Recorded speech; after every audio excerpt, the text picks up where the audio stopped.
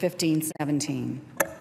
Mr. President, this Amendment 1517 is major significance to my home state of Indiana, as well as to a majority of the states across this country.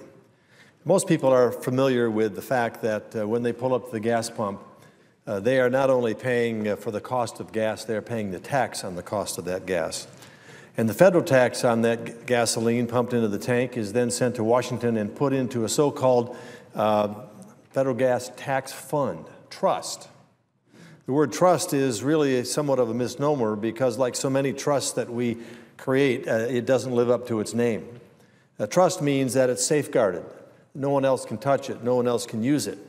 And the trust fund was designed to collect taxes from the sale of gasoline at the federal level, and then under a provision, return that tax back to the state. Bottom line is that the majority of our states in this country are not getting back what they put in. And so this amendment is designed to correct that flaw, or at least that current provision in terms of the way that trust fund is operated. Now, my colleague from Ohio, Senator Portman, just announced an amendment that I think makes a great deal of sense, and I intend to support that. And this is somewhat of a similar amendment, except that what this requires is that whatever a state puts in to the trust fund, it receives at least an equal amount back. My state, like many states across the nation, draws the short end of the stick in terms of getting our money back. And it turns the trust fund into a distribution fund based upon the outdated formula and continuation of the broken earmarking process. And let me explain that.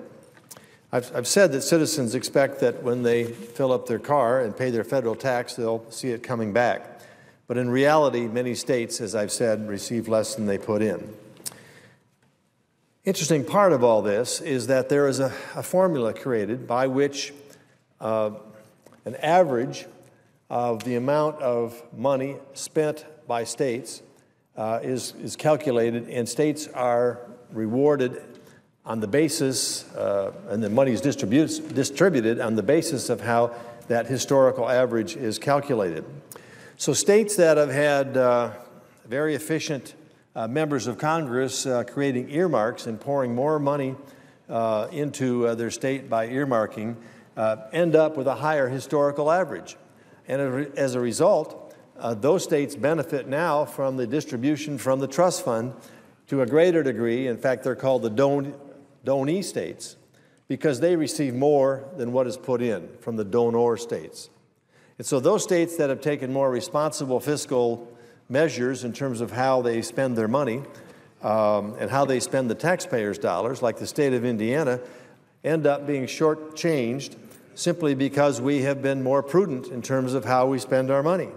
We haven't poured in the earmarks, which raise our historical average, and as a consequence, we end up being a donor state. More money going out than is coming back in. Now, the Senate has recently passed legislation to end the practice of earmarking, and I think that's a very positive step forward. But here we now have a federal program that, in a sense, is calculated and based on past earmarking. So if we're really serious about eliminating earmarking, we're also going to need to fix the formulas used in current programs to end that practice in terms of rewarding states more money than they deserve. This amendment fixes this inequity and restores the trust fund to its original intent to give taxpayers money back to them in the amount that they deposited.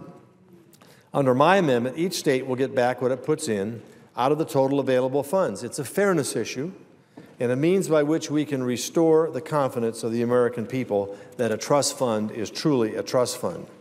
This amendment will send a message that Congress is truly serious about managing culture change in Washington. The American people have rejected earmarking, and it would be irresponsible for this institution to reward that practice under this highway bill.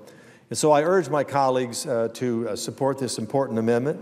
It takes a stand for fairness, but I urge my colleagues to take a look at this and support the trust fund on a fair basis and on an equal basis in terms of money in and money out, as well as ends a practice, continues the process of ending the practice of earmarks, which benefits some states and not those that have been fiscally prudent.